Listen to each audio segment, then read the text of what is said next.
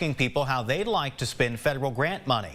As KLTV7's Lauren Tier reports, the goal is to have a 5-year plan for the grants to be used on projects all across Tyler with a focus on affordable housing in low to moderate income areas.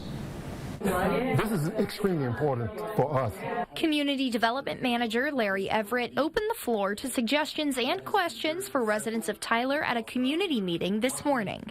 As part of a 5-year consolidated plan, the city will list out how they will divide up federal grant money from the Community Development Block Grant and the Home Grant, both provided by the U.S. Department of Housing and Urban Development, also known as HUD. This year, Neighborhood Services chose to host meetings in different locations as opposed to their office. If we go out into the areas of the communities and let them know that we're here, I think we can get a better results in terms of the feedback that we get from the citizens. Petra Hawkins grew up on Frankston Highway and is currently a candidate for Tyler City Council District 2. Been speaking with a lot of residents that have been concerned about repairs and what are we going to do about the potholes in the streets, what are we going to do about the lighting. And so I was very excited to hear that there is a plan. CEO of Habitat for Humanity Smith County, Mary Alice Guidry, says it's important for the nonprofit to be part of these community discussions. It means that we are meeting the people who are at the front lines of needing affordable housing and needing these critical repairs. HUD has 3 national objectives for the grants, one of them being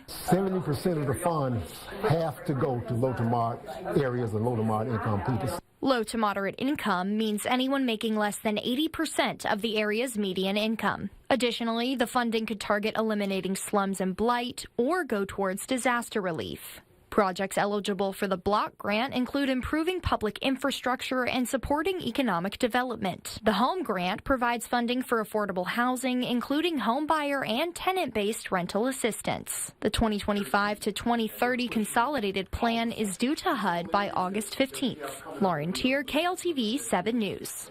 And past projects supported by these grants include renovations at P.T. Cole Park and Noble Young Park, as well as affordable housing new builds in the Hidden Palace subdivision.